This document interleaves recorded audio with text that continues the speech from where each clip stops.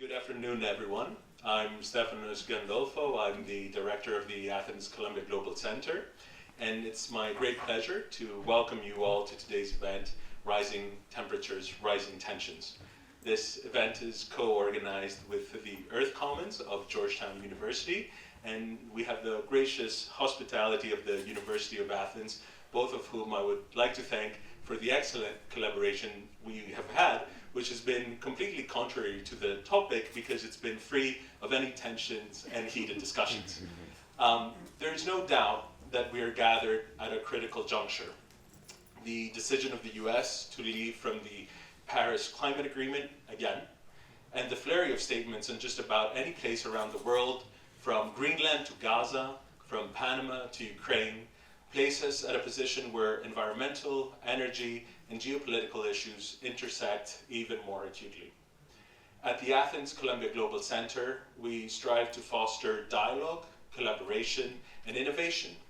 Our mission is to bridge the gap between thought leaders, policymakers, and communities to address the challenges that define our era.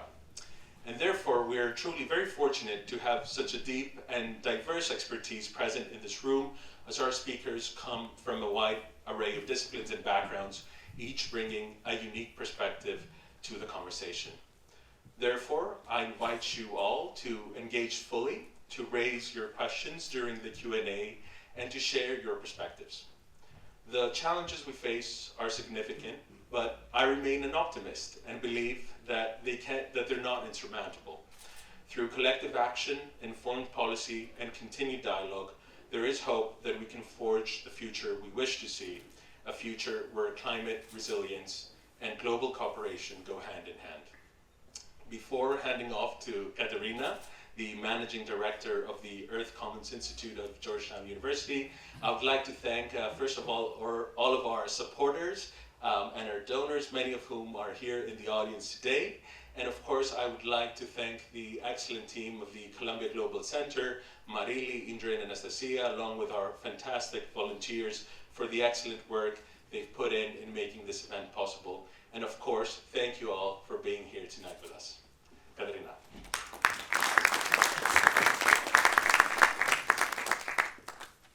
Good evening, everyone. Good evening, everyone. Thank you, Stefanos, for your introduction, and thank you to the Columbia Athens Global Center for co-hosting this event with us. I'm delighted to welcome you on behalf of Georgetown University's Earth Commons Institute for Environment and Sustainability, Georgetown's first international hub for education and applied research on the environment, where we collaborate with local universities, environmental organizations, researchers, and community stakeholders in pursuit of applied solutions to the biggest existential crisis of our time. If you're interested in learning more about our work, I've put some cards like this out in the lobby and at the registration desk, which you can scan or come and find me after the event. We hear a lot about how climate change is exacerbating health crises, deepening financial instability, reshaping the geopolitics of entire regions, and driving displacement. Globally, there are fewer and fewer forms of instability and violence that are not at least partly connected to climate and environmental polycrises. In Greece, we are already experiencing the destabilizing impacts of rising temperatures, with ever hotter summers and extreme weather events, and the threats these pose to both environmental and human security.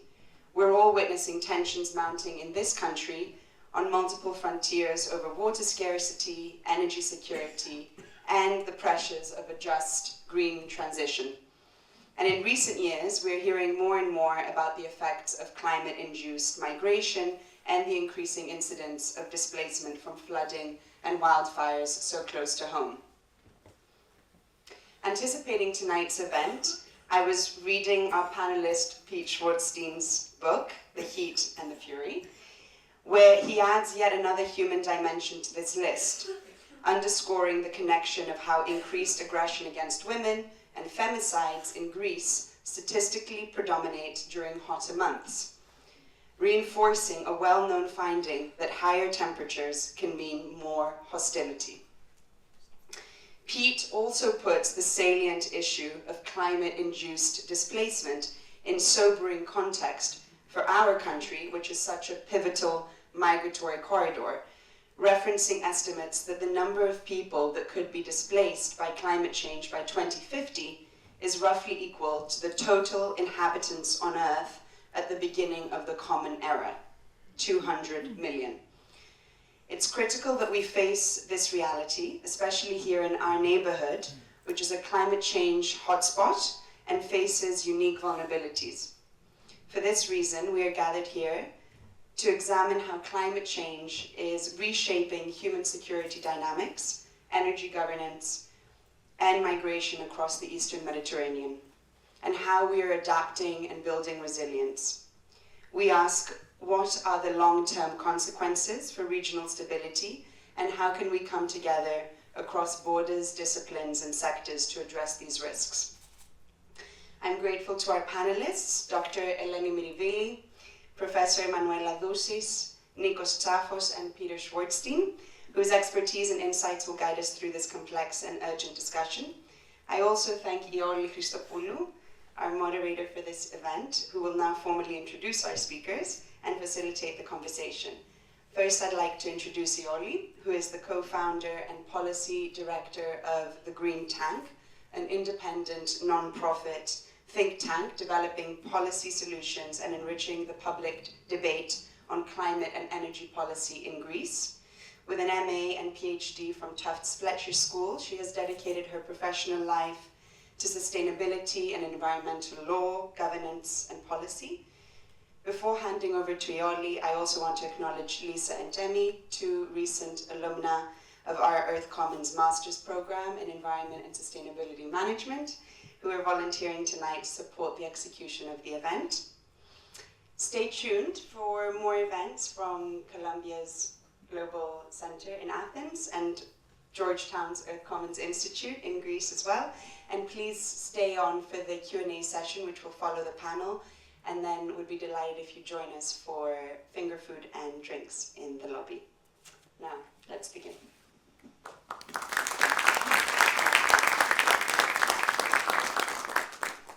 So many thanks also for the generous introduction, Katerina, and thank you to Georgetown Earth Commons Institute and to Stefano and the Columbia's Global Center here in Athens for hosting us and for asking me to moderate this panel. And a warm welcome to all the panelists. Rather than introducing them right now, I will be introducing each one of them together with my first question to them. But I would like to just say a few words, although the two introductions already set the scene for what we will be discussing. I just want to point out that 2024 again broke the record of being the warmest year on record since 1850, and the record was previously broken in 2023. So temperatures are rising for sure, and together with that we have heat waves, wildfires, thunderstorms, floods across the world's regions, leading to loss of lives, human and animal, loss of property, and severe damages. Now, what is striking for 2024, because we've heard it now, it's become usual that the world record on heat is being broken. But what was unusual for 2024 was that it was the first time that we had the threshold, the climate safety valve that we as a global community agreed on at the Paris Agreement, the plus 1.5 degrees Celsius was broken. So that was reached. This does not mean that we cannot meet the targets, but it does mean that the window of opportunity to be able to sustain a safe climate is becoming narrower, and we need to accelerate on climate mitigation and together with that on adaptation. Now, tensions are also rising. Katerina and Stefanos both mentioned Gaza, Ukraine, and there are so many other conflicts, of course, around the world with humanitarian dimensions, Somalia, Yemen, Congo, conflicts that we do not necessarily hear about, at least here in Greece. They do not make the headlines so often, but they have a clear impact on human lives, and they may or not be related to climate change. And just a quote from the International Institute for Strategic Studies, its description of 2024 is that the world is experiencing an unprecedented number of conflicts which appear to be increasingly intractable due to the growing involvement of both domestic and external actors, a complex array of underlying drivers, we need to ask whether climate change is one of them, and escalating geopolitical tensions. So the picture is one of rising temperatures and rising tensions. And my question to the panelists over this discussion that we will have is whether we have to make necessarily the connection that a warmer world is also a darker world. Could it be that the mitigation measures for climate, the adaptations that we need to take, could they lead to actually greener collaborations? So let's zoom in to our region, to Greece and to the Eastern Mediterranean. And my first question goes to Emanuela Dousis. She's a professor at the Department of Political Science and Public Administration here at the National and Kapodistrian University of Athens. She's also the first UNESCO chairholder on climate diplomacy. She lectures on international law, international organizations, environmental policies, climate policies, undergraduate, graduate level. She has been a visiting professor in France and also most recently as a Fulbrighter at UC Berkeley. And she has taken an advisory role on climate diplomacy issues with various institutions. So Emanuela, in your opinion, zooming into our region, have Greece's strategic priorities adapted? Have they evolved together with the climate crisis and the corresponding climate policy? Again, let's zoom in into the role of Greece in our region, Southeastern Europe, Eastern Mediterranean, and if they have evolved, how so? Thank you for the introduction. It is a pleasure to participate in this event, which marks the beginning of a meaningful collaboration between prestigious institutions, including my institution. I would like to thank the organizers for the invitation and for the opportunity to share with you some thoughts on the climate security nexus and potential pathways for cooperation in our region. Well, before I reply to your question, allow me to make a preliminary point on the term climate crisis, which is being increasingly used lately to emphatically describe the recurrence of extreme phenomena, just mentioned, and the deterioration of climate, and to awaken society. Well, climate change is indeed a transformative force with profound effects on biodiversity, food security, water security, health, population displacement, and regional stability. It is a threat multiplier, making existing vulnerabilities worse. However, a crisis is usually a temporary phenomenon that peaks, then subsides, or transitions into something else. Therefore, the term climate crisis is somehow misleading because it does not include the parameter of duration. And also it gives the impression that a return to normality is possible. But this is now impossible.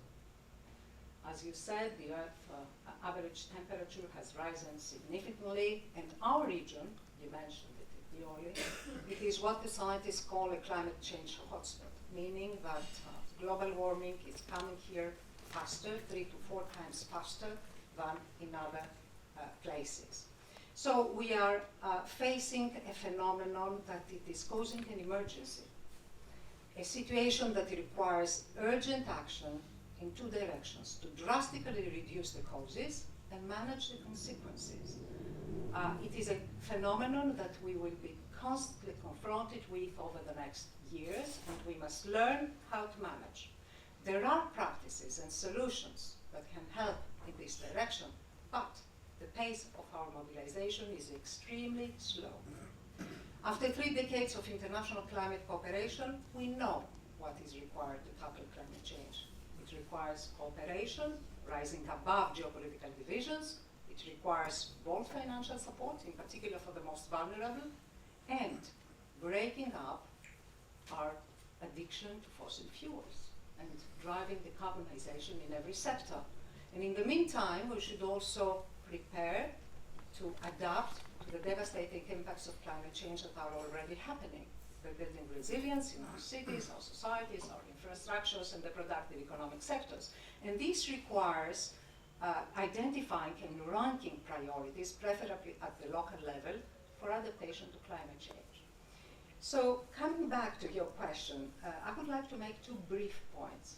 The first is that Greece does not have yet a clearly defined strategy on climate foreign policy, a strategy that would address the multifaceted impact of climate change across various sectors, including climate-driven security risks, a strategy that would highlight its role in promoting climate justice, fostering regional partnerships, and protecting vulnerable populations.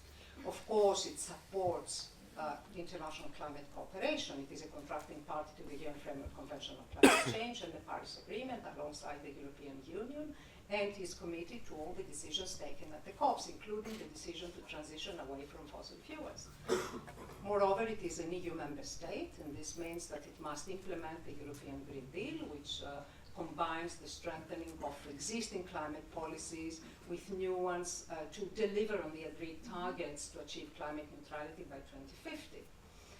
Although the European Green Deal is very much a Brussels-led policy, its success depends on the national government willingness to follow the path. Member states should come up with their own decisions on how to deliver a common, to achieve a common European goal. And the biggest challenge here is to diverge from existing energy systems. Well, it seems that there is a credibility gap here that threatens now to worsen. And this credibility gap emerged because political priorities have shifted after the attack of Russia in Ukraine 2 years ago, when fossil fuel dependency was exploited as a strategic tool. And many countries, including Greece, while they had decided to jumpstart their own green transition, decided to invest in new fossil fuel extracting activities or new infrastructures in order to meet their energy needs. Well, I'm not sure if these activities are going to offer solutions or contribute to tackle the current energy crisis, since they require multi-year and high-cost investments to deliver results. What is more is that the hydrocarbon extraction activity, in particular in the sea, creates more geopolitical tensions for control over disputing maritime areas and for limited resources. But this is another story. What is important to highlight here is that there is no room for new fossil fuel production in a 1.5 degrees Celsius aligned world, which is the main goal of the Paris Agreement. After all, we have the policy tools, we have the resources, the financial resources, and we also have the technical solutions to accelerate the transition to more sustainable pathways. Wind and solar energy are not only renewable, inexhaustible, and proven sources, and for this reason they can mitigate rivalry and competition for exclusive control of energy sources as opposed to hydrocarbon extraction. The question is, and this brings me to my second point, what kind of role Greece can play in a region of increasing polarization and competition?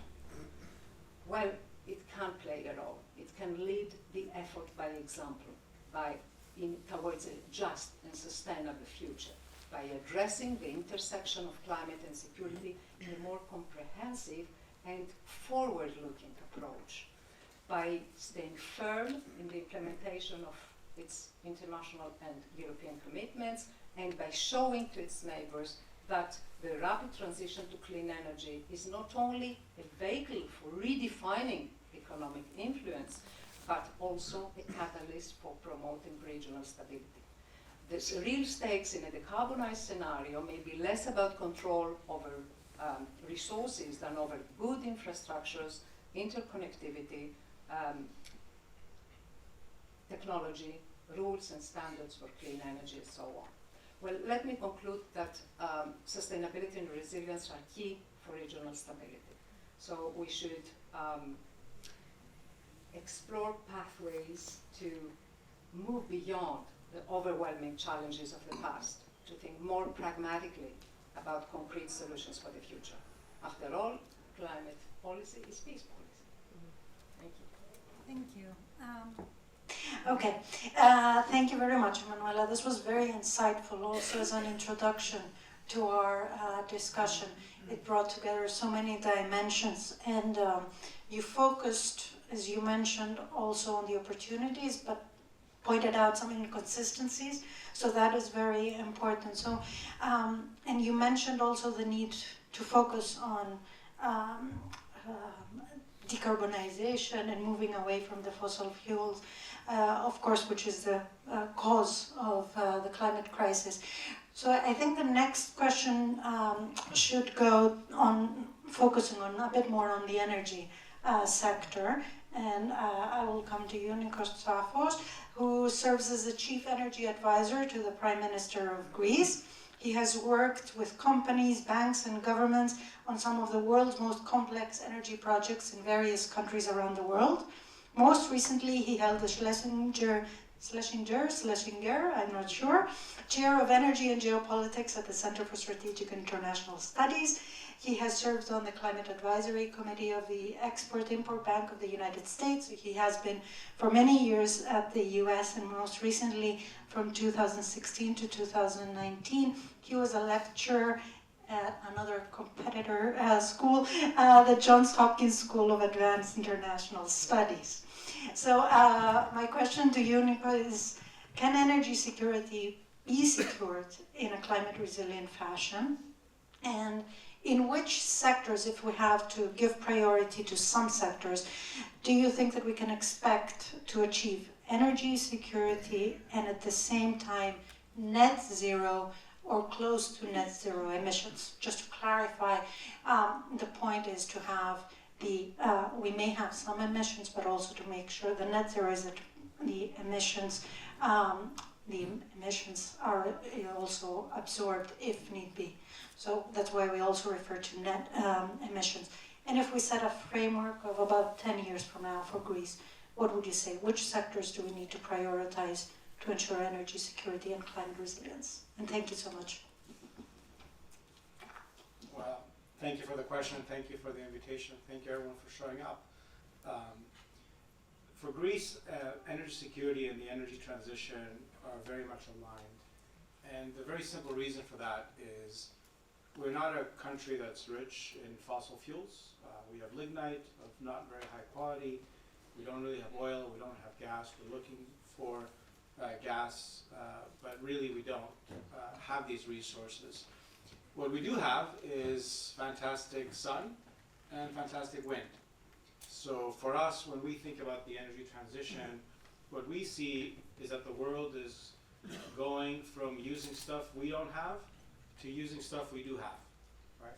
And that is a tremendous opportunity for the country. If you look at the record of Greece, if you take the peak year of emissions in Greece, which was 2005, since then we have reduced emissions by about 45%. About a third of that was because of the economic crisis. So I wouldn't really give credit to that because that came with really a huge amount of pain. But after that point, it came as a result of a change in the energy mix of Greece. The prime driver of this has been the power sector. So if you go back to 20 years ago, this was a country that got close to 70% of its electricity from coal. Since then, coal generation has declined by 91%. 91% since 2005. And now it's sort of less than 10% of our electricity mix. What has largely taken its place is solar and wind. We are now getting about half of our electricity from solar and wind. We are, in that regard, routinely one of the top 10 countries in the world in terms of the penetration of solar and wind in our electricity mix. And we also, last year, for the first time since 2000, became a net electricity exporter. So we exported more electricity than we imported. So this is sort of a remarkable shift if you think about the country, and especially where it was 20 years ago. So when I think about the future, you asked about where can we get to net zero in 10 years. 10 is tough, by the way. So, but let me tell you sort of, I have a visual in my head which shows kind of the emissions of the country. And I feel like part of my job is to make sure that every wedge in this pie chart we have a strategy for. So if you look at the emissions, CO2 emissions, which are about 70-something% of greenhouse gas emissions, so I'll just focus on CO2 emissions. 32% is power generation still. Lignite, the lignite that we do use still emits a lot of CO2. Oil from our islands is still a big source of emissions. And then the gas that we use in the power sector. So that's about 32% of the emissions of the country are in those sort of three areas. The lignite that we still use, oil on the islands, and then the gas that we use in the power sector. That to me is the easiest sector to make progress on. At this point, we have a huge pipeline of interest of companies that want to build more wind and solar. Our main challenge will be, how do you balance a system that runs so much on wind and solar? And this is one of the things that really keeps me up at night when I think about the future. Just to give you some data, and again, this is not a critique, but these are the facts that we have to sort of deal with. If you look at solar generation in Greece last year, the daily generation from solar ranges from about 3 gigawatt hours in one day to 42. The consumption of Greece is about 150, 200 something when it's really hot, okay? So 3 to 42. So when it's like really cloudy and rainy, it's 2. When it's sunny and we're all dying from the heat, that's 42. Wind is 3 to 72, right? So if you combine those two numbers and you say, okay, I may have 5 or 6 from wind and solar, or I may have 110, that's a huge amount of variation to deal with. So that is going to be our main challenge going forward. If you go outside of the power sector, which I think is where we'll make the most progress, we have transport, industry, and buildings. And I'll just give you a couple of lines on each. Transport, I'm looking here at my numbers, about 30% of our emissions are still from transportation. Huge opportunities. If you look at the fleet of Greece, we have the oldest fleet in terms of cars, buses, and trucks. So yes, EVs, and we've made some progress on EVs, but really even if you can just shift people either from old cars to newer cars or from old cars to public transportation, the savings are going to be immense. On the industrial side, about 25% of our emissions are industry. Then we have big industry that can do things like carbon capture, where we capture the CO2 and we store it underground, or where you can switch from whatever you're using today to something else. Greek industry actually uses still a lot of oil. We have a much higher percentage of oil in our industry than the rest of Europe. And then finally, buildings. Buildings is always a difficult thing because it goes to people's homes. It's actually less than 10% of our emissions are in buildings. It's not a very cold country, so we don't use a huge amount of energy to heat ourselves, which is what the rest of Europe does. And there it's difficult because you kind of have to go house by house and either renovate or replace or do both. And so that's a process that takes time and money. So power to me is the clearest area where we've made a huge amount of progress, where I can see it for the next 10 years. And in the other 3 sectors, we will make progress. Some areas maybe a little bit faster than others, but really power is going to drive the reduction in emissions over the next decade for Greece. Thank you very much. Thank you. There we go. Thank you very much. I think this is a very important statement that our profile in terms of emissions will be changing over the next years, and it is a huge, huge contribution that Greece is making in reducing its climate impact. So there are many times when we say that Greece is not making it. It's one of the last countries in this, the last country in that, and so forth. This is one area where I feel that we can be proud of, the transition that is happening in the power sector. And then we need to make sure that we have all the policies in place to ensure that that is happening without having any setbacks, and to push the remaining sectors, of course, to move forward, industry, transport, and buildings.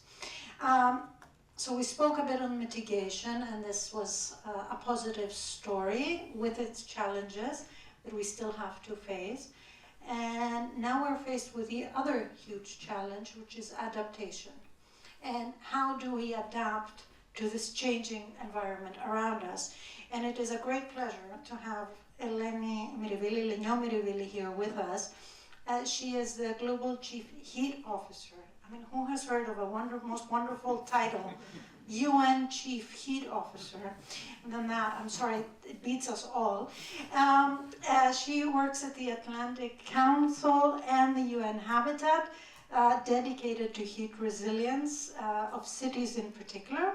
She's also on the board of the EU's Mission on Adaptation, the World Economic Forum's Global Risk Assessment.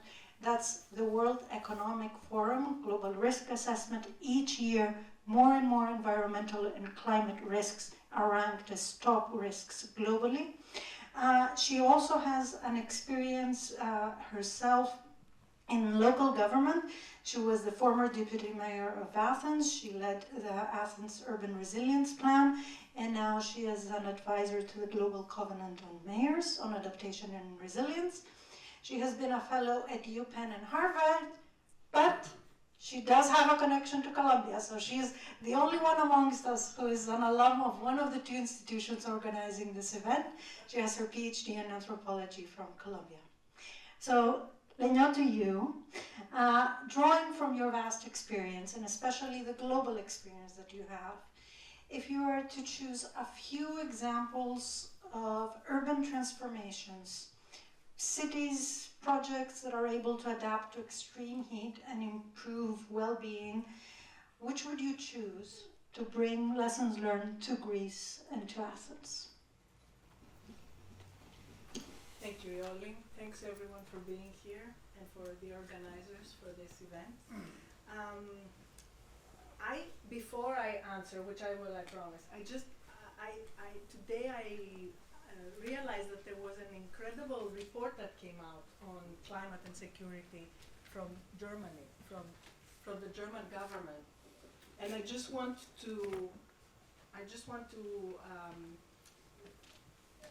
guide you guys to go and take a look, because it's really, really interesting. It talks about Europe and the next 15 years of Europe and in relation to security issues. It says that a lot of problems will be in relation to food security and migration, and a lot of other kind of cascading problems, which we saw in 2022, for example, when we had this extreme drought in Northern Europe. We had more than 61,000 people that died from heat. We also had problems in, because of the drought, we had problems that dealt with food prices going up and food production having a lot of issues, but also energy problems with water kind of cooling the energy plants, and also with the lowering of the river beds, which made problems with transportation and raised all the prices. So it's like a whole situation of cascading effects, which affects the security of many, many different sectors and critical systems. And this is what we really have to understand, that it's a series of concomitant problems that one kind of cascades on the other. And one of the things that the report talked about is how it's going to be a real challenge for Europe, exactly because the south of Europe is going to have to deal with much more, many more pressures than the north.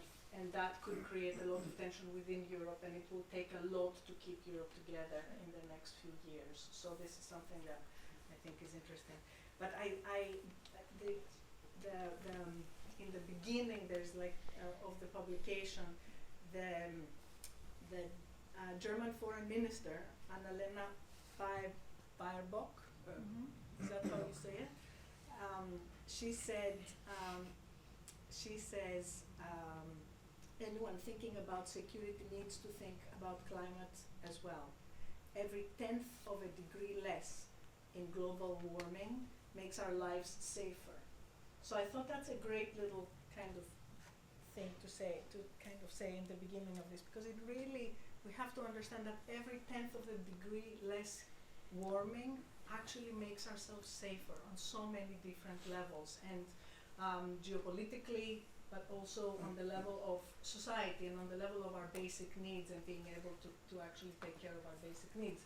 So, on the level of adaptation, and from the point of view of cities, where the problems really come down to reach us and reach every one of us, because that's where we actually, the road hits the, what's the expression?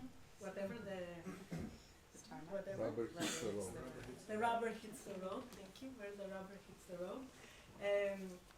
All of the critical systems come together and kind of meet in the cities where people's needs are most critical, which is, for example, the health system, as already you mentioned them, the health system, the water system, the energy systems, the food systems, the economic and financial systems. I just have to remind you how these things started falling apart during the crisis that we had in 2015. All of these things, because I was in the municipality then, the municipality actually has to deal with all this stuff on a very, very basic level.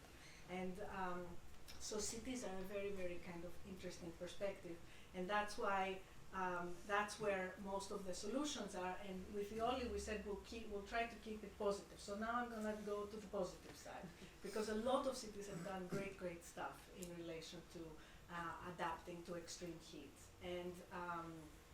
and a lot of some of the main kind of issues that cities have, as most administrations have, is that they look at things in very siloed ways. So they don't integrate solutions and they don't talk to each other. So a lot of cities, because of climate and because of trying to adapt to things, have started to kind of to make departments talk to each other and to understand that they have to kind of, because they have few resources and they're poor in funding, and they need to kind of make sure that when they put different policies on the ground, they can hit many different targets at the same time. So we see that more and more in cities all around the world.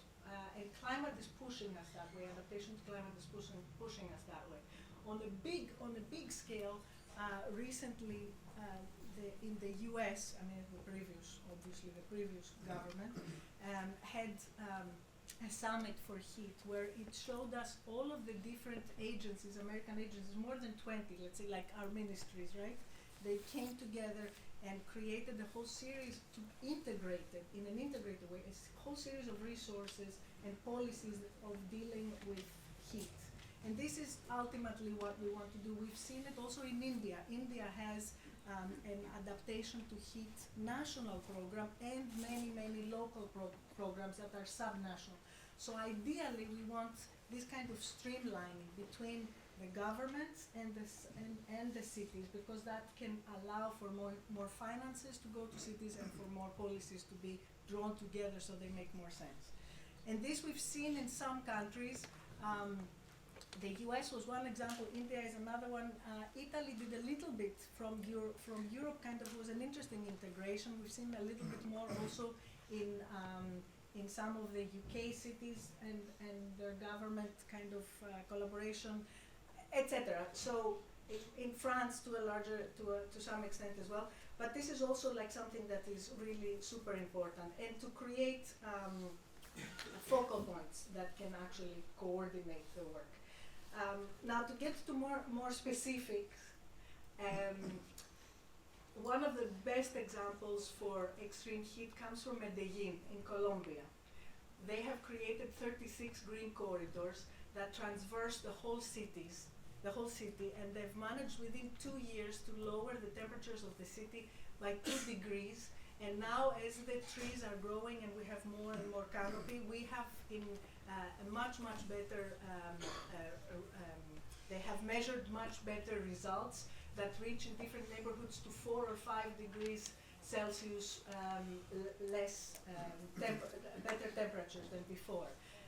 This we already have in the Periferia Attikis in collaboration with the University of the Polytechnion many years ago, did a similar exercise where we do have the beginning of different studies of corridors traversing all of the metropolitan city of Athens that connect the different mountains surrounding them and the green areas that we have. And actually, it's a really great idea that we should be moving forward with.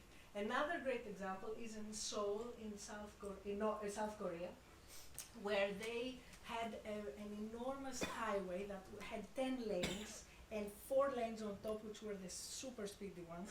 And they, many years ago, I think now it's 20 years or more, they dismantled the whole highway, and they daylighted the river that is several kilometers long, and it has created a totally different climate system, which they have measured temperatures that reach 6 degrees Celsius in those neighborhoods that are adjacent to the river to neighborhoods that are further away. But also it has created enormous, it's a tourist attraction, it has created a lot of commerce, it deals with flooding.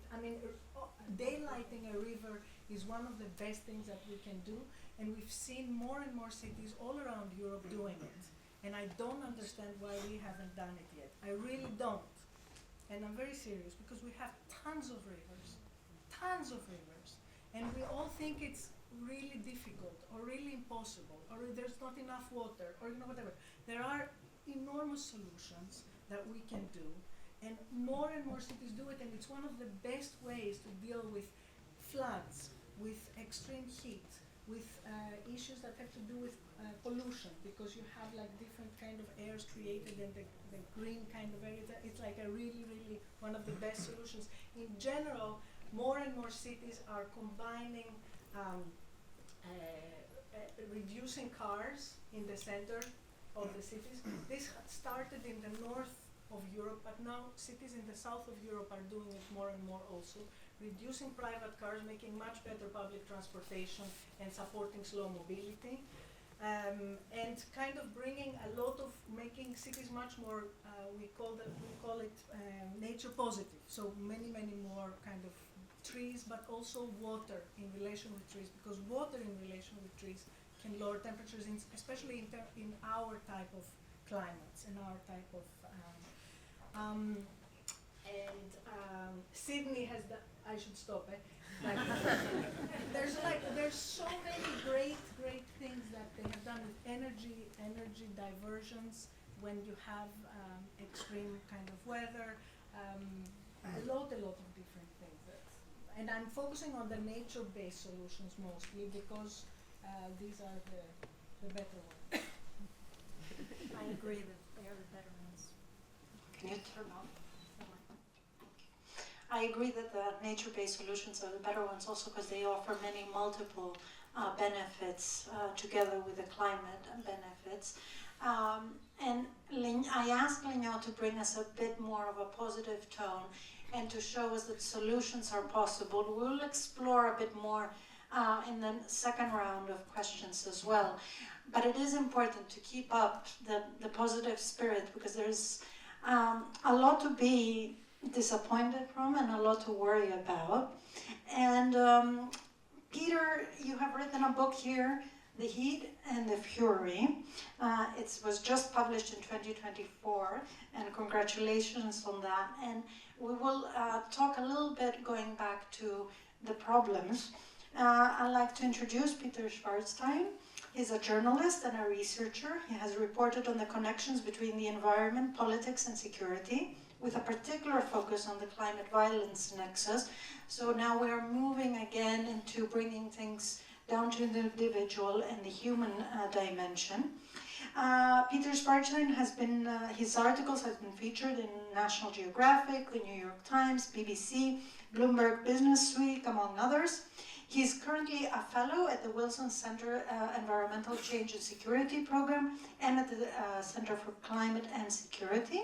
He also consults with international organizations and institutions on climate security. He has studied in Trinity College in Dublin, he just mentioned, so I wanted to make sure that we don't have another alum on the panel, and Science Po. And I'm sorry to bring you into this position to also iterate some of the bleak picture I think you're going to portray. I'm not sure, maybe you have some promising aspects there. But what are the emerging threats related to resource security, to climate-driven migration? We haven't talked about it yet on this panel. And what should concern us most here in our region, in the Eastern Mediterranean, Southeastern Europe? If you could share your thoughts from your vast experience here researching on so many parts of the world. Thank you very much, Yoli. Yeah, no, I'm going to be sort of Captain Doom and Gloom here. I'm very much sort of the rising tensions component of the headline of this evening's event. So just to sort of foreground this a little bit before getting into some detailed, or as detailed examples as I can manage in a very brief window of time. Climate basically acts on whatever the existing weaknesses or fissures within a society, within a place, within a region are. And in the context of Greece and the Eastern Mediterranean, that's a particular problem because there's an awful lot of cleavages. First of all, just to sort of reinforce the warming component, the Mediterranean is the fastest warming sea in the world, and the eastern part of it is warming the fastest yet. Europe, as Manuela pointed out, is the fastest warming continent in the world. And even though the southern part of Europe is not necessarily warming the fastest, the very fact that it already has some of the highest sort of, or pre-existing hostile conditions to begin with, coupled with sort of an inopportune resource to person mix, means that even small difficulties can go a pretty long way in yielding negative consequences. Equally, because when one has climate-related violence, it's almost always an unhappy marriage of climate stresses and poor quality governance. And on that count too, the prognosis is not great in this particular part of the world. I mean, many of these states around the littoral of the Eastern Mediterranean are authoritarian, and the nature of authoritarian states is that they are significantly less responsive to climate stresses, and or democracies that in this part of the world, as with many others in the West and East Asia, are wavering, to put it lightly. So that's where we are. Just to give you a sort of brief taste of the nature of some of those climate stresses. So we know that climate change can act as an additional series of flashpoints between states that are kind of already struggling with an array of kind of pre-climate or non-climate related difficulties. And here too, there is an unfortunate wealth of potential areas where things could go wrong in Greece and its near neighborhood. When I was reporting in the Galimnos area back in 2019, 2020, I found that according to many of the fishermen there and their kind of Turkish counterparts nearby, kind of warming, mostly climate-induced waters in that particular part of the Aegean were moving kind of tuna migration patterns, the patterns of a particularly prized, particularly commercially viable fish, in such a way as to bring them into many of these highly contested islets, Emia, among a few others, that of course nearly brought Greece and Turkey to the brink of disaster back in the mid-1990s. Equally, we know that the kind of increasingly kind of flash flood ridden nature of the Evros River is increasingly contorting that river, which of course forms the Greek-Turkish land border, in ways that is leaving more troops from these respective sides uncertain as to which side of the river they increasingly are. And again, as we have seen back in the 80s and the 90s, during periods of tensions, this too offers the possibility of providing yet another unwanted flashpoint at a time when so much else in the non-climate space is going wrong. Equally, we know that non-state armed actors, or kind of non-state groups that range from jihadis to urban gangsters to white supremacist outfits, kind of make hay at times of climate-induced job destruction, or the kind of uncertainty and kind of lack of clarity that climate circumstances bring. So between about 2014 and 2017, I worked in different parts of Iraq and Syria, building up a picture of how ISIS, in its early years, profited tremendously from kind of collapsing agricultural conditions to sort of bolster its ranks. And to put that in a kind of maybe a little bit more of a recognizable European context, we have a certain amount of evidence, or at least strong suspicions, that mafia operators in Sicily and Calabria in southern Italy have concentrated some of their recruitment efforts in heavily agrarian parts of those areas where climate stresses have destroyed some of the relatively few farming jobs available. One or two sort of absolute final points to sort of round this out. I mean, as Kat mentioned, even in an Athenian context, we are seeing, and as Lenny and I have found in some of the kind of preliminary groundwork that we've been doing, the correlation between heat waves and violence against women is extraordinarily clear. And in fact, in many of the reports we've heard, both from victims and sort of associates of them, there was almost always seemingly a physiological component to it, almost always a kind of causal consequence rather than a mere correlation in how things panned out. And then one final thing, because I know you mentioned this sort of smuggling element, and I think all of us are probably quite well versed, or at least have heard about the ways in which climate change is sort of contributing to job construction, sort of job destruction, in ways that is, of course, very much amenable to increased migration flows.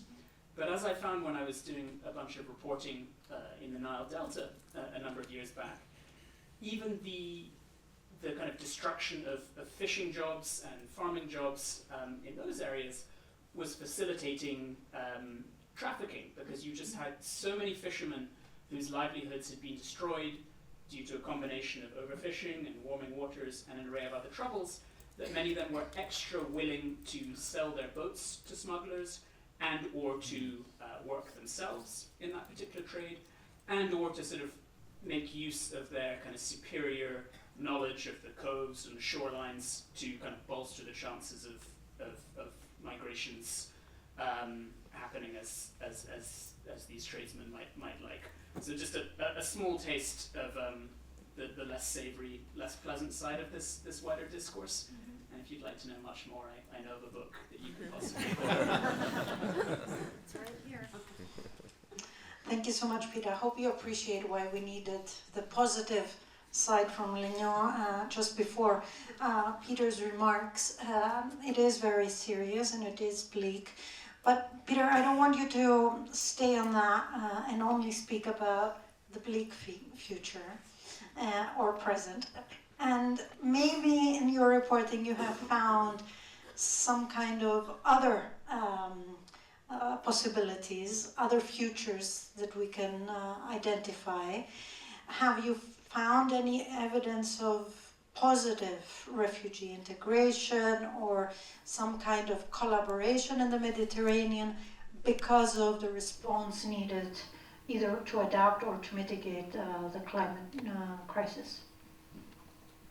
Yes, and then there's the other side of the coin, which is, and not uncoincidentally, the very fact that this region is as riven with climate and environmental troubles as it is, and the very fact that it's as riven with often tense, again to put it lightly, relations between many of the littoral states, has also meant that it's home to many examples of ways in which environment and climate troubles can be harnessed to peace-building effect. And I'm going to kind of quickly break this down along a number of different tiers.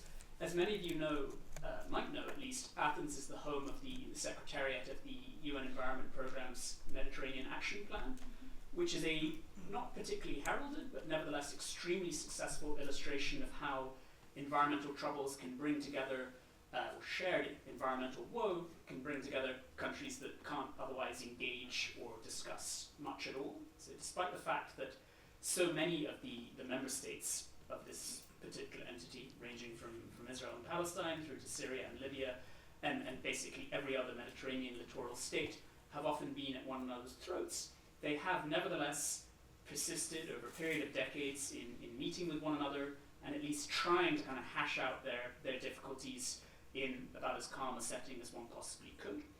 Just to bring things down a little bit lower to the nation state level, Greece and its Albanian and North Macedonian neighbors enjoyed tremendous success over the years in using engagement over Lake Prespa and various other shared natural resources as sort of entry points, as bridges with which they could start to kind of build a degree of trust and use that kind of momentum for action to sort of yield other bigger, sort of better gains in their wider relationships. To take this down kind of yet another level, in Cyprus, we know that kind of environmentalists on both sides of the line, both in the Republic of Cyprus and in Turkish-controlled parts in the north, they've found that kind of environmental issues, many which of course very much span this boundary, can be a means of reining in tensions at times when rhetoric is high and when a whole bunch of other things are going wrong. But finally, maybe one of the key takeaways I had over the course of the 10, 11, 12 years worth of research and reporting that went into producing this book is that ultimately most people don't want to fight over water, environment, climate, or anything else for that matter. And if they're granted the tools and mechanisms to sort of hash out their differences and rein in tensions, they will, with many exceptions here or there, seize upon them. But again, the trajectory is not looking wonderful. Thank you. Thank you for bringing some sunshine to the topic. And I don't know if Lignon, you can continue that. And maybe you could tell us about how maybe communities can be involved in adaptation and how they can partake in cooperation if we have community-led initiatives. What can the role of those be in bringing in a better future for the cities? And maybe you can also point to other actors. I don't know if the private sector business can also help in that direction. As Peter brought us into how different actors can collaborate, maybe you can bring that into the local level before we go back to the national level with Nikos and Emanuela. It's critical that getting the communities engaged in issues that have to do with climate change and climate solutions is really one of the most important things. And I want to start by, because you mentioned the global risk report. The global risk report is about 1,500 people that are top of their fields, are either business or academics or people leading organizations or whatever they are, asked to rank what are the most important risks for the next 2 years and for the next 10 years. And for 2024, it was one of the first years that none of the none of the risks that were purely economic risks were in the first five that were ranked for the 2 years. And I want to read you what were the first 5 for 2024 and for 2025. The first one for both 2024 and then for 2025 was misinformation and disinformation. The second one for 2024 was extreme weather events. The third one was social polarization. The fourth one was cybersecurity. And the fifth one was interstate armed conflict. So these are what these guys think are the main 5 ones. And for 2025, again, misinformation and disinformation, the first risk. The second one, extreme weather events, again. The third one now is state armed conflict. The fourth one is societal polarization, and the fifth one is cyber espionage and cyber warfare. The reason I thought this was important was this, first of all, the social polarization, which is a really kind of, it comes third, but in front of it are these other two, which is the misinformation, disinformation, and extreme weather events.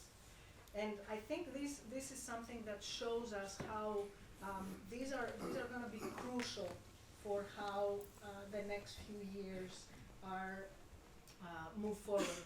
And I think that it is so crucial for decision makers, policy makers, but also on any level, even on lower levels of government, to really understand how important communication is, how important integrating people within the different kind of decisions and different kind of planning that you want to do. And we see that increasingly in Greece. Like, I think that people increasingly have this desire to be engaged and be part of designing and of the solution, and of kind of having like a bit of a say in things, which is very different than what 10 years ago, like we didn't have that expectation or this desire 10 years ago. I think now people really expect to be part of it. And a big part of the reason for that is that a lot of these things that have to do with climate change, the solutions, the energy transition, et cetera, hit harder the lower classes.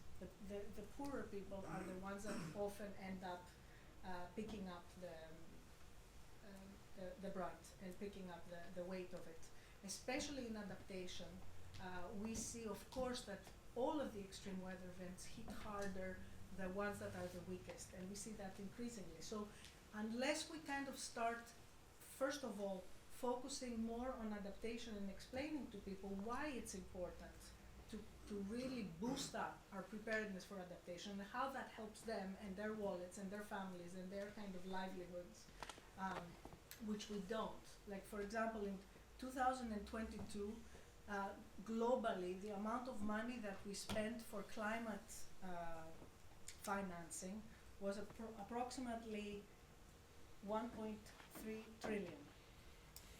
From this 1.3 trillion, 1,200 billion, so the vast majority of this 1.3 trillion went to mitigation, went to energy issues.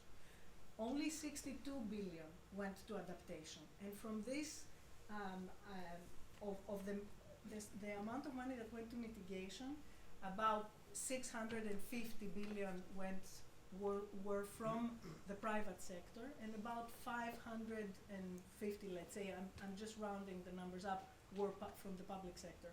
For the adaptation part, the 62 billion was only public sector, like no private sector was involved in it. So we have a very small amount of money invested in adaptation, which is how we can win the hearts of the people and how we can show the people that we really care and we can really support them. And we really need the private sector to be engaged in that, because in order to assure stability and to assure the kind of conditions that the private sector can thrive, we need to have the people kind of not freaking out and not kind of thinking that they need to overturn democracies and have these crazy people take over their political systems to find solutions and a better tomorrow. Thank you. And coming back to Greece, we also have the energy transition happening at the local level. We see many energy communities being created, the citizens installing renewables on their roofs or forming these collaborative instruments. So even here it's happening, there is interest. And we also have another policy that's coming up in the design of social climate plan that will help citizens become even more a partner to the energy transition and avoid the costs that you mentioned that may lead to upsets or even uprisings. So we talked about how various communities can collaborate, and I was very happy to hear about Prespa from Peter. We heard from Legnot, who spoke about how people at the very local level can collaborate. And now we go back to the big security issues and the dimension among states. And I will ask two questions to two panelists here. Nico, I'll start with you.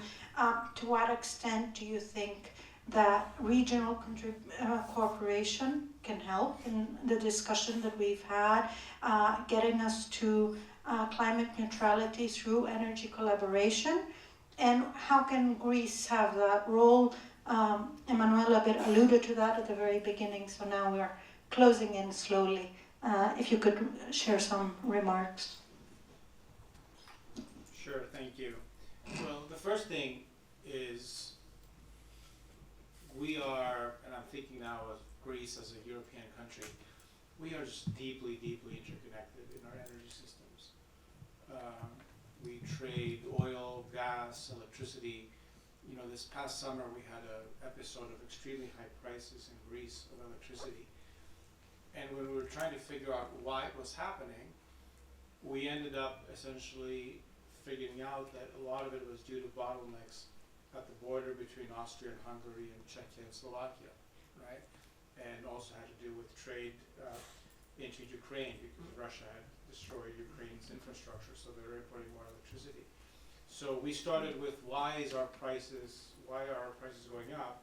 And we had to go, 7 countries over to get an answer. And this is the reality of the system that we're in. I talked before about renewable energy and our dependence or our growing reliance on solar and wind. If you look at the number one way in which we balance renewables, so the number one way that we deal with the day that solar is 2 rather than 40 or wind is 3 rather than 70, is through trade. We export when we have a lot of renewables and we import when we don't. So what we know is that if you bring countries together that can focus on what they have and we can complement each other, the cost of this transition will be much, much less. Okay? And so as a country, we are trying to do our part. We've made some investments, for example, in gas infrastructure that are very largely driven by the energy security needs of our neighbors, right? Helping them diversify or helping them get access to different supply sources.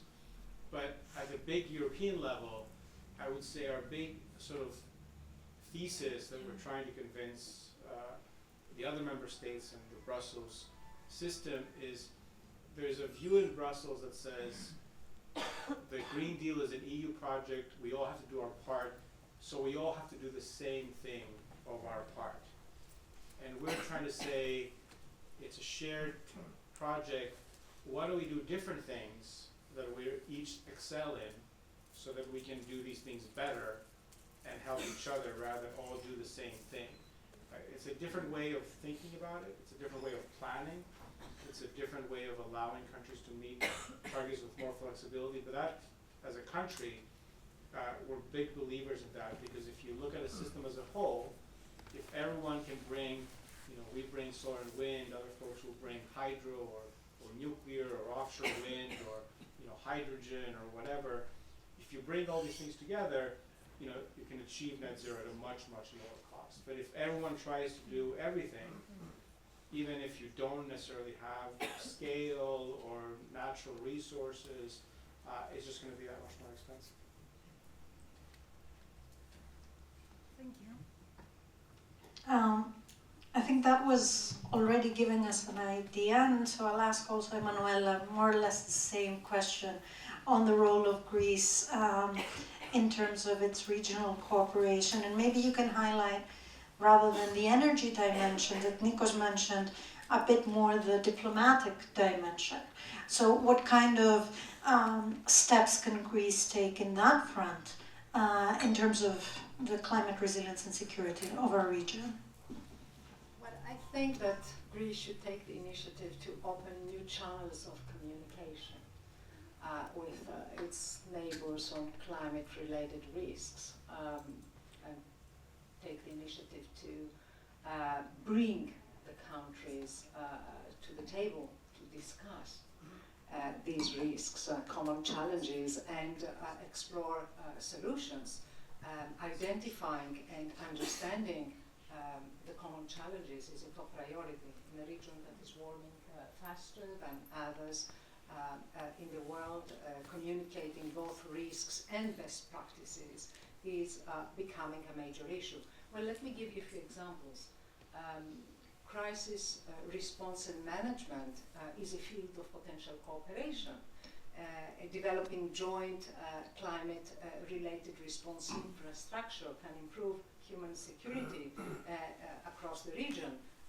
Sharing airborne firefighting means, or developing joint firefighter units or and early warning systems to avoid disasters are areas where neighboring countries have much to gain from working with each other. And such practices would not only boost the early response capacity, they would also send a powerful message about the benefits of regional cooperation in a field that threatens human security.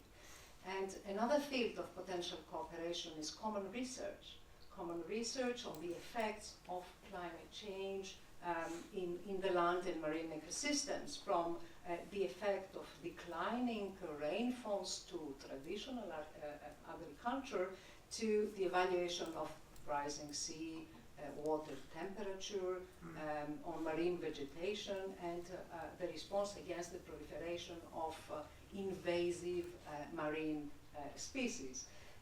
Well, climate diplomacy is preventive diplomacy, but at the same time is a multi-level diplomacy. It refers not only to traditional state-to-state diplomacy, but also to the involvement of other actors, cities, regions, think tanks. All these subnational actors are agents of change, agents of the transition to more sustainable pathways. So networking across boundaries is crucial. As long as we are confined to our own silos, we are unlikely to be successful. That's a very positive, also closing on research, which is also the heart of what all these institutions collaborating tonight are doing. And maybe now that we've had this enriching input from our panelists, it is the time for you to ask our questions. If you have thoughts about the nexus on climate and security that our expert panelists can respond on, we will be happy to have your questions, thoughts. I'll ask you to be brief to have a question.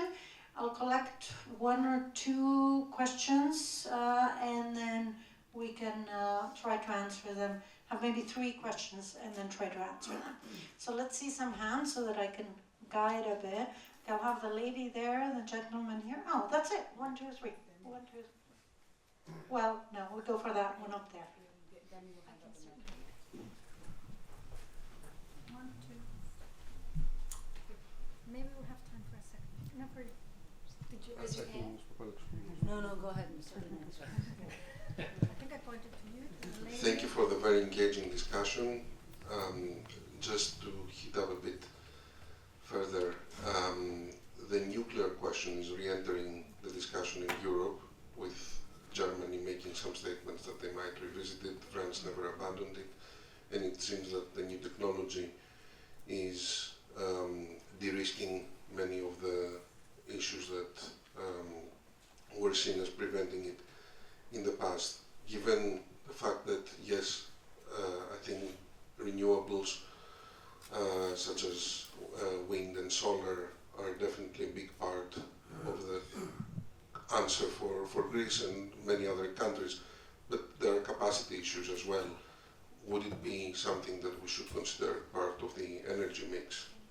And if I can ask a second question, is whether Europe, rather than being on the defensive side with US tariffs, would be considering measures like CBAM with US products now entering Europe, knowing that the US is leaving the Paris Accord. I know it's not a very diplomatic question, but I think we also need to be pragmatic. Thank you. Would you mind stating also, introducing yourself? Vasilis Adoniadis, senior partner at the Boston Consulting Group. Thank you. And then we'll go back to the top. We have a question here. But I have already identified the lady up there. Could you raise your hand again, just so I could come to you? Sure. And then we'll come back. We'll have a second round. Hello, thank you all for the wonderful event you have organized and bringing your expertise to us. My question is to the on the last point of Mr. Tafos. You mentioned that it would be very cost effective for each member of the EU to focus on developing a specific strategy instead of all of them simultaneously working on these goals in parallel. So I wanted to ask you if you identify any risks in that going down that path. That is my question. Thank you. Your name? My name is Elena. I am an architect and I have worked at the ETH as a researcher. We are very focused on sustainable building. Excellent. Thank you very much. And then we'll have the lady.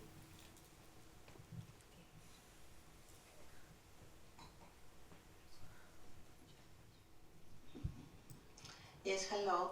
I wanted to ask you, as we know, Greece has a very substantial also geothermal resources, and I was always wondering why we don't exploit them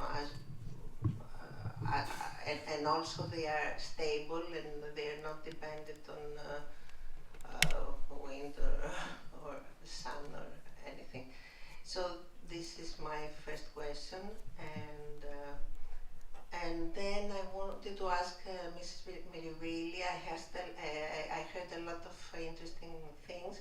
So I don't know why we don't you cannot collaborate with Athens, the mayor, or to do some of these fantastic solutions. At least try to apply them. So I'm a geologist and I'm in the board of the National Natural History Museum of Greece.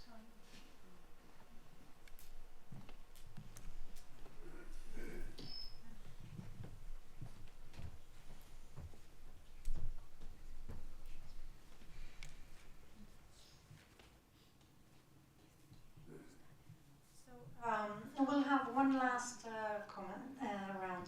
I think many of the questions are for Nikos. So there's one question on nuclear energy, one on the path about collaboration or not on the EU level and how we diversify or not, and then the geothermal question. And I don't know if Emanuela, you want to go for the CBAM question, and you have a question then. Because you have the floor. Thank you. On nuclear, I would say that the following two things. One, I think that nuclear over the next 10 years is going to look very different than it did over the last 10 years. We're seeing a lot of countries in the EU in particular make big announcements on nuclear energy, and I think that's going to really change the sector, and as a country we've said that this is something we're going to be looking at.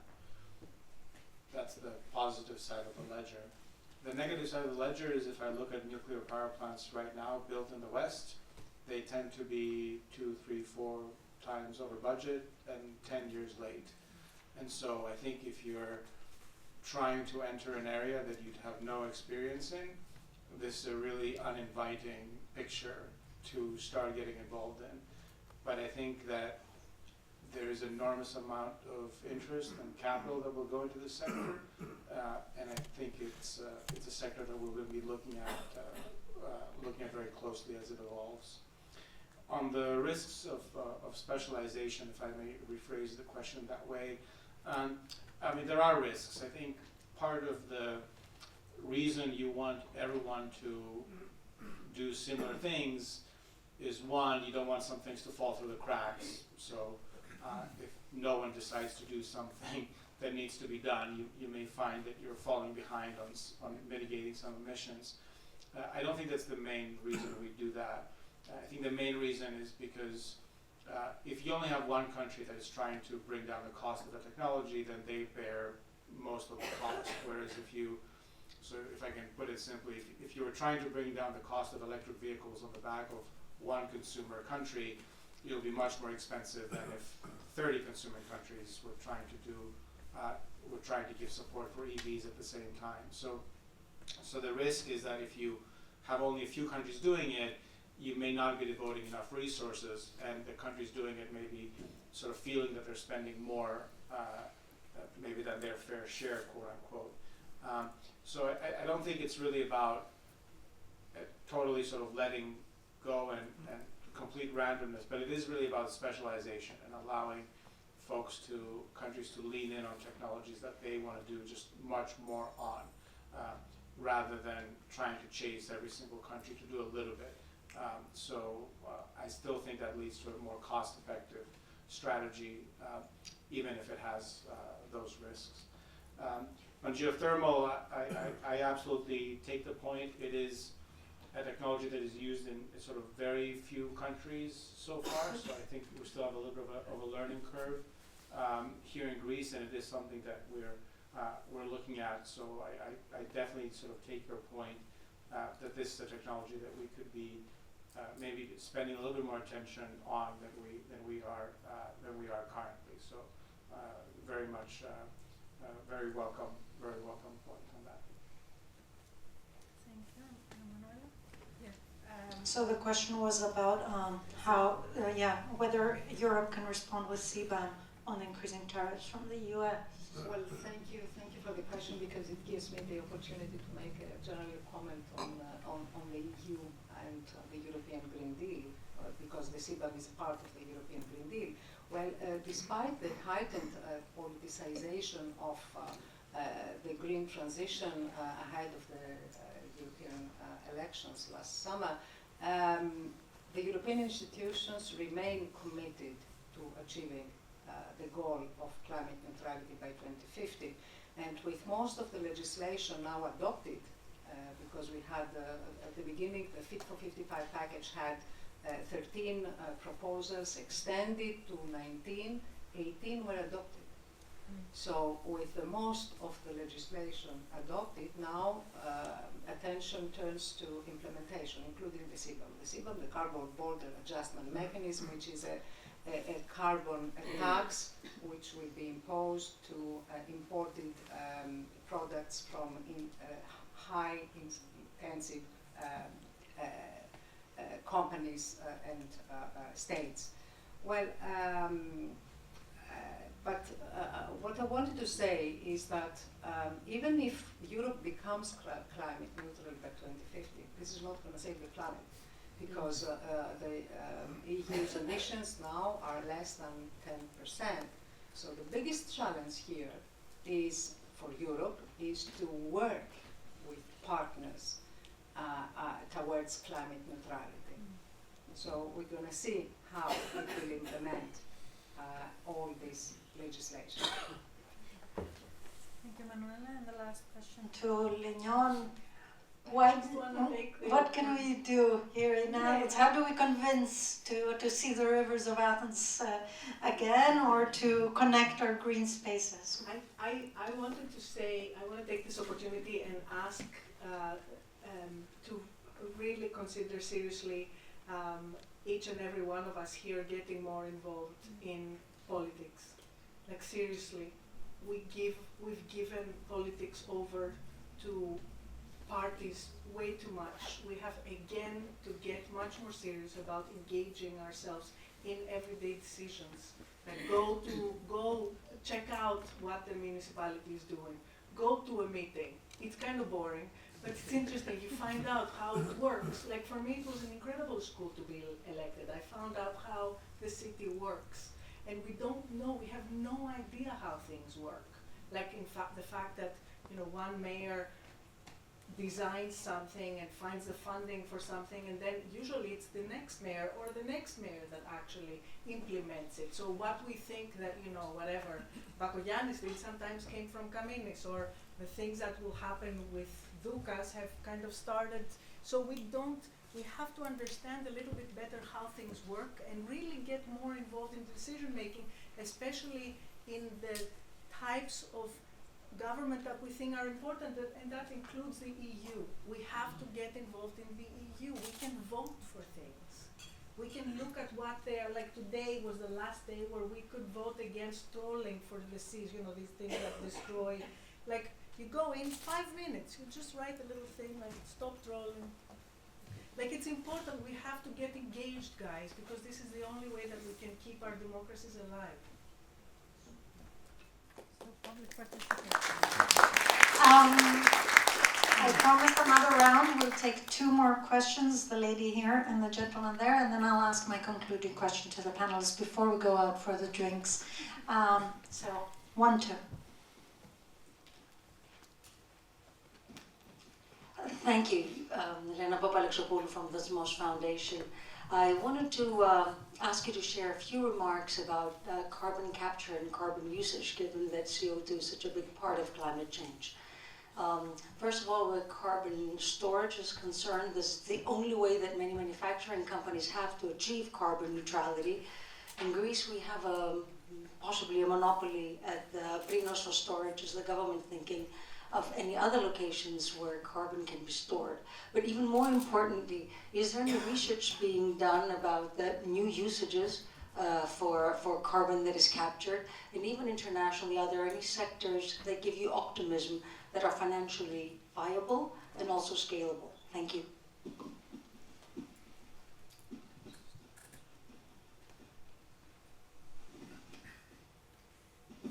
Thank you for the insightful interventions. I want to stick with the local theme. I'm Panelists. I work on crisis management and conflict analysis in mostly in humanitarian settings. And while our angle here is international affairs, there is certainly a lot about local politics and local implementation that is a prerequisite for achieving any kind of security. And in Greece generally, we know that our local governance, municipalities and so on tend to lack capacity, ability or will to implement, even when there is very robust national policies or strategies. And as Peter was saying, pre-existing issues are accentuated with climate change. So what comes to mind and what the impetus perhaps for this question has a lot to do with the wildfires, for example in Delhi where I grew up. And I wonder, do you see local administration, the way it is structured, as an obstacle for achieving progress? And is there a way, how can we structure incentives, or what are the key reforms that can help us move ahead with climate security and all of the possibilities that you spoke about? Thank you.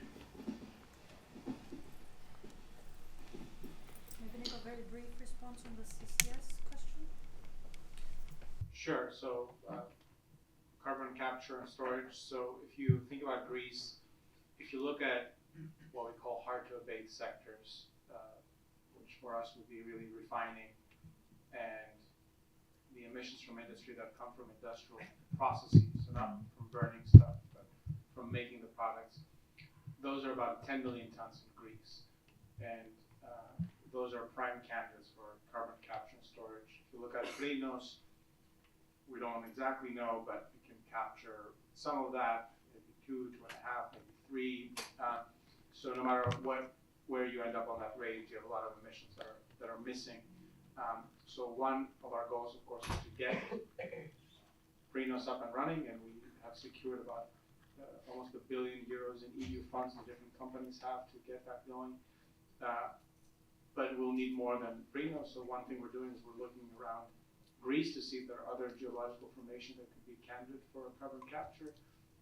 We have next door Italy that has a project that is moving ahead where we think we might be able to have some of our companies send CO2 there. We've also been in discussions, talked about this publicly, about developing a CO2 trade with Egypt that has, obviously, it's a big hydrocarbon producer, has a lot of geological potential for carbon capture. This is something that's currently not fully allowed by EU law. It doesn't allow you to sort of send CO2 outside of the EU, so that's something that we're trying to change, because if you look at where you can store CO2, and if you go to the North Sea, there are a ton of places. And if you go to our part of the world, there aren't in the EU. So part of it is really about, this is a technology that we know will be essential. We just don't have the storage space for it. So our goal is, number one, use the storage that we have, look for more storage, and then go to our neighbors, whether that is within the EU or outside the EU.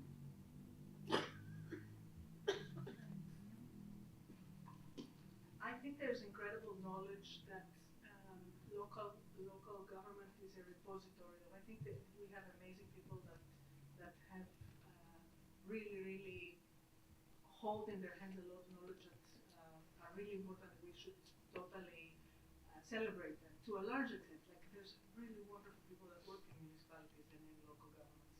I don't think it's a hindrance. I think one of the really good things that we could do is to better align different levels of government than we are now to deal with climate. I think this is one of the most amazing things. To give you an example, we have a code for earthquakes, which is these days very critical.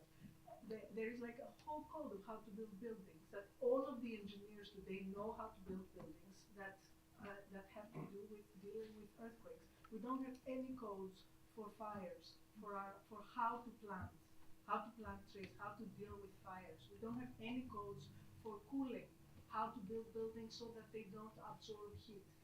So these are kind of legislative decisions that this is an example. There's so many other ways that we can better align things so that to give the local government the possibility, the opportunity, and the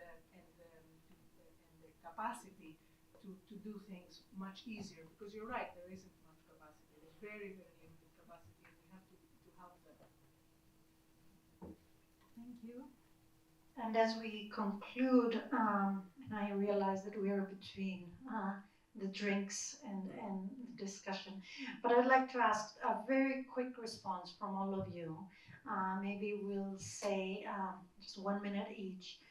What would you say is the top priority for Greece to strengthen cooperation on climate security, if you could name one? And if you have one recommendation also in that one same minute to the two institutions hosting us, how they can support this priority that you outlined for climate cooperation in the region. So I'll start with Nikos and then we can continue onwards. Cool. Look, I mean, I work for the government, so part of what comes to my mind is we have to do our part in reducing emissions as part of this global goal. And we're also part of this community called the European Union. And the big thing of what we can do is advocate for good policy at the EU level, because so much of what we do gets decided collectively. My suggestion to institutions is two things. Keep churning out smart people, because at the end of the day, all these things have to be done by people. And well-trained people who can think, who can do things are an incredible asset. And then the second thing is, I lived a long time in Washington, D.C., and one of the things I liked about Washington, D.C. was no matter what problem you had, someone had written a paper about it. It wasn't necessarily a good paper or a helpful paper, no. There were incredible resources, and I miss that working for the Greek government, where I can't often find good, unbiased analysis for problems I'm trying to solve. So I think that is a big sort of gap I see in the job I have right now. Peter? So for the institutions, I mean, I'm kind of come from the DC-centric climate security community, and at the moment it's being absolutely torched. Basically every single part of climate security expertise within state or state-affiliated institutions is being utterly destroyed. So whatever kind of connective tissue there is on the climate security issue, and I mean, realistically on environment and climate writ large, will have to fall upon the shoulders of universities, particularly the likes of Columbia and Georgetown and an array of others. And that's of course going to be harder than ever, because ultimately these assholes are ultimately coming for the colleges next. So the financial pressures will increase at the same time as you'll have a rash of other priorities. But ultimately, so much of the climate security discussion, which already falls within the kind of college wheelhouse, will probably have to be, over the next 4 years at least, entirely subsumed by top institutions in tertiary education. For Greece, I mean, it seems a bit pathetic and a bit belated at this late stage to say that we kind of focus on awareness raising, but this is true of basically every country on Earth, that, or certainly within wealthier corners of the world, that there's still a perception that climate-related violence or climate-related instability is the almost exclusive preserve of poorer parts of the world. And on a certain level, it's understandable that there is that impression. I mean, that's where most of it is falling for the time being. But bit by bit, as I hope I sort of very briefly articulated, this is a problem that is coming for us, and coming for us at much greater rapidity than is popularly understood. So yeah. Thank you. Lena? I will agree with Peter. I think that especially these two institutions and the work they're doing in Greece could actually help create more of a stirring up of the local students. And I know Emanuela is doing a lot of work with students, so she probably has a better idea than I do. But my sense is that we still have a lot. We need to really raise awareness on those ages in Greece much more than they do right now. I think they're not enough freaked out about climate, or they don't really know what's going on, and it's not one of the things that they really are. And I'd like to hear what you think about that. And again, that's all I have to say. I give my time. We will be able to talk about all kinds of things also over drinks. So, Emanuela, if you have a recommendation for Greece and the two institutions. Well, I'll be very brief because I want a drink. So, I think that one of the conclusions that comes up from this wonderful discussion is that effective solutions require cooperation among various actors and at various levels of governance. So for Greece, I think the new channels of communication is very, very important, and trying to identify and better understand the common challenges. And then for the institutions, I think what is important is to work towards interdisciplinarity. Climate change calls for broad interdisciplinarity. And unfortunately, in the Greek institutions, we don't have interdisciplinarity. We work in silos, so we should break the silos. So that's it. Let's go to drinks. I'm not going to hold you. There's a lot of things that I want to say, but I cannot. I'm just the moderator, so I cannot comment. I'd love to, but I want to thank each and every one of you for your insightful remarks and comments. Very much appreciate your patience and interest. You all stayed here, so that means that we had a good discussion. Thanks again to the two institutions for having this discussion, the Athens Global Center by Columbia and the Earth Commons Institute at Georgetown, and thank you also to the university for hosting us. Have a pleasant evening with a drink outside. Thanks again.